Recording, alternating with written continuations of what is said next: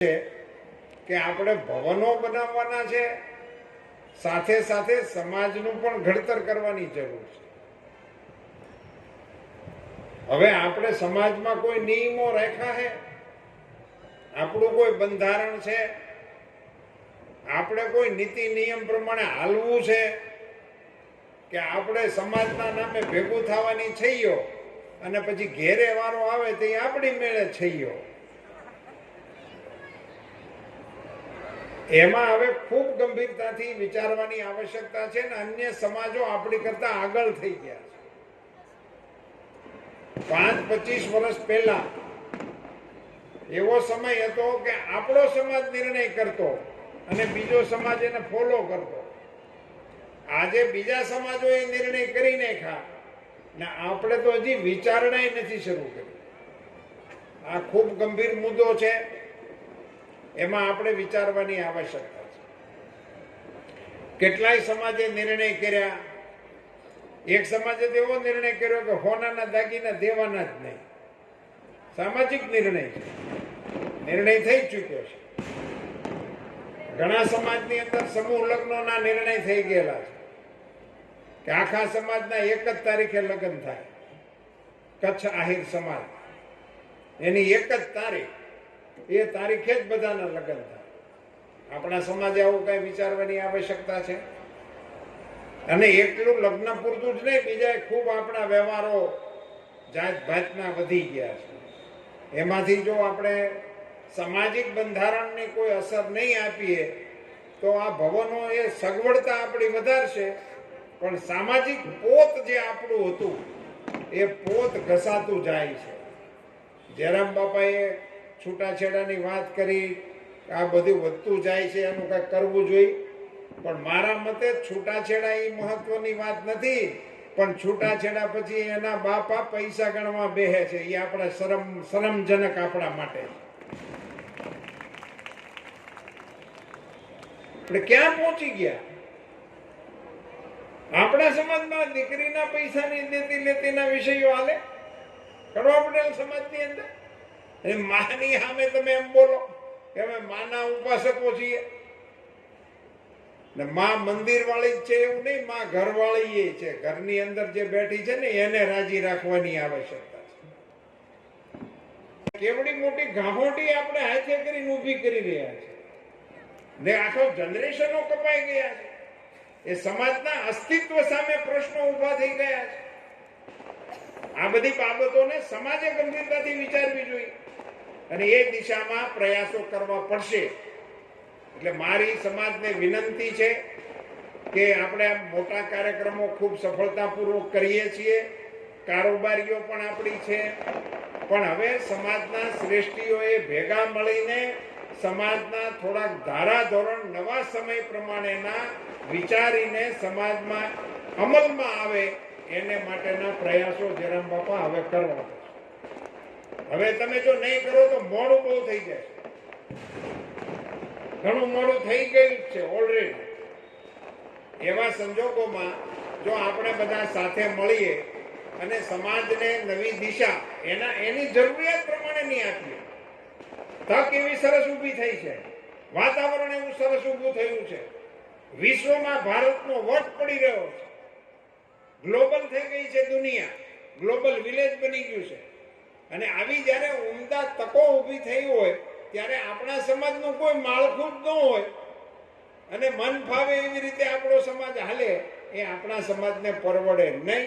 અને એટલા માટે એક તાતણે સૌથી પહેલો વહેલો આખા દેશમાં આપણે ત્યાં સમાજમાં રિવાજ હતો, અમારા વડીલો પાસેથી સાંભળ્યું હતું, 12 વર્ષે ઊંઝાથી એક જ તારીખ આવતી અને એમાં આખા રાજ્યના કડવા કણબી પરણી જતા. એક જ તિથિ આવતી 12 વર્ષે. હવે આપણી સંખ્યા થોડીક વધી ગઈ છે, આપણે 12 વર્ષ વાળું ન પોહાય, પણ દર વર્ષે એક તો કરી શકાય છે. એક તારીખ આપણી નક્કી કરવાની આવશ્યકતા છે સમાજ. એટલે સમૂહ લગ્ન વાળો પ્રશ્ન સોલ્વ થઈ જાય. આપણે પ્રસંગોપાત એકત્રિત થાય છે અને પછીની આપણી કોઈ ગતિવિધિ નથી. એટલે આપણામાં હમણાં થોડીક સુષુપ્તતા આવી ગઈ છે અને એને લીધે સામાજિક નિયંત્રણો રહ્યા નથી. હજી હું એવા કાર્યક્રમોમાં જાઉં તો નેતાનું ભાષણ હાલતું હોય, વાંહેથી હરિહરની થાળી પડી જાય, તે વાંહેનું પડાળ ખાલી થઈ જાય.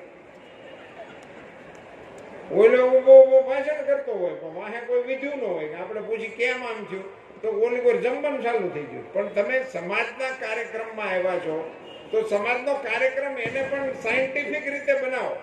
4 વાગે શરૂ થશે, 6 વાગે પૂરો થઈ જશે. મહેમાન આવવાના છે કે આવશે, નહીં આવવાના મોડા આવે એ 6 વાગે જય હિન્દ. કાર્યક્રમો હવેના સમય પ્રમાણે આપણે કરવા જોઈએ. ગમે ત્યારે શરૂ કરીએ પછી ગમે ત્યારે પૂરા કરીએ, એને લીધે આ બધા પ્રશ્નો થાય છે. અને એને લીધે મંચની ગરિમા નથી રહેતી, સમાજની ગરિમા નથી રહેતી. આપણી ધાક હોવી જોઈએ આ સમાજનો કાર્યક્રમ છે એમાં ટાઈમસર પોગો, પછી ત્યાં નહીં હોય કાંઈ. પહેલા આપણા લગ્નમાં આવું થતું કે 12 વાગ્યા પછી કોઈ જમવા વાળા આવે હારેથી હામાં મળે, બુંગણ લઈને વી ગયા હોય, હારેથી કોઈ હોય નહીં. એ આપણા સમાજની શાખ હતી, એ આબરૂ હતી. તેથી હારેથી આપણે આ કરતા હતા.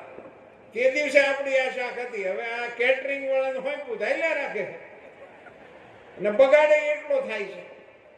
થાળી એમને ભરેલી એમને જીગ્યા રાખે બધા. આ બધી ચીજોમાં આપણા સમાજની શાખ ખોવાઈ રહી છે. મૂળ વિષય આ છે. અને એ શાખ ગવાતી ગવાતી પછી ન્યા પોગી ગઈ છે કે હવે દીકરા દીકરી માનતા નથી. તો મારો બહુ સ્પષ્ટ મત છે કે એમાં દીકરા કે દીકરીઓનો વાંક નથી, આપણો વડીલોનો વાંક છે. આપણે એને ઘડતા નથી, પૂરું પાડતા. એને એને એને મેદાન આપવું જોઈએ ને. આપણો આવડું મંચ છે, આટલું ગરિમાપૂર્ણ મંચ છે. મારી કાયમની રજૂઆત હોય કે આવડું મંચ છે, 5 બહેનો આમાં બેઠા હોય, શું વાંધો આપણને? તમારે દાતા જોઈ છે, બહેનોમાંથી નેતા જોઈ છે, તો મંચ ઉપર બેહાડો ને 5 દાતાજી અહીંયા બેહે તો આપણો મંચ એ સારો લાગે. વ્યવસ્થાની અંદર હવે આપણે એને જોડવા જ પડશે, જોડવા જોઈએ. એને કુટુંબની જે આપણે હવે બધા બોલે છે કે સંગઠિત થવું જોઈએ, સંગઠન કરવું જરૂરી છે. તમે સંગઠિત નહીં હો તો આમ થાય છે તેમ થાય છે, અને પછી ઠેઠ અમારા સુધી હાલે, બટોગે તો કટોગે, ત્યાં સુધી હાલે. અને એમાં તથ્ય છે. પણ ખરેખર સંગઠનની જરૂર છે ક્યાં, એવું તો કોઈક દિવસ પૂછો. સંગઠનની જરૂર છે આપણા ઘરમાં, આપણા કુટુંબમાં. આપણે ભેગા બેઠીને ક્યારેક જીમા છે છેલ્લું ટાઈમ ટેબલ યાદ કરો કે આપણે ઘરના બધાએ એક હારે બેહીને જીમા કઈ તારીખ હતી ગોતો, યાદ કરવી પડે એવી સ્થિતિ છે. હંધાઈને વહેલું ઉઠવાનું, મોડું ઉઠવાનું, મેનુ બધાના નોખા નોખા છે. 5 જણા વિદેશ ઘરમાં, હવે કઈ 25 વાળા રહ્યા નથી. એમાં એકની દાળ નોખી ને એકનું શાક નોખું ને એકનું સાઉથ ઇન્ડિયન ને એકનું આ ને કેટલી વેરાયટી ચાલે. આ બધું આપણા કુટુંબોને પરવડે એવું છે જ નહીં. આપણે ત્યાં થોડી ઘણી પણ કૌટુંબિક ડિસિપ્લિન એને ફરીથી પ્રસ્થાપિત કરવાની જરૂર. સ્થાયી ફંડનું રચના કરો, સમાજને નવા બંધારણની તાકાત આપો, એ બંધારણને અનુસરવા માટે નવી પેઢીને માર્ગદર્શન આપો, અને સમાજને બંધારણના ચોકઠાની અંદર વિકાસના ફળ પામવા માટેના પુરુષાર્થમાં લગાડીએ એવી માના ચરણોમાં પ્રાર્થના. હું તો વાવું છું, એને ઉગવા દેવું કે ન ઉગવા દેવું એ માળીની ઈચ્છા હશે, એ પ્રમાણે થશે. માના ચરણોમાં પ્રાર્થના, અને આપ સૌને ખૂબ ખૂબ શુભકામનાઓ. બોલો મિયા માત કી. નમઃ પાર્વતી પતે હર હર મહાદેવ. રાજકોટ જિલ્લાના કોઈક સમાજનો નિર્ણય વાંચ્યો, એને ઓલું પ્રી વેડિંગ બંધ કરી દીધું, એવો હમણાં ઠરાવ કર્યો, કોઈ એક સમાજે કર્યું. હવે એ આપણે એવું, હું એવું નથી કહેતો કે આ બધું બંધ કરો, પોહાય એમ ભલે બધું બધા કરે, પણ કઈ સમાજની તો કોઈ દોરી તો હોવી જોઈએ ને. કોઈ આ બાઉન્ડ્રીની બહાર નહીં જવાય.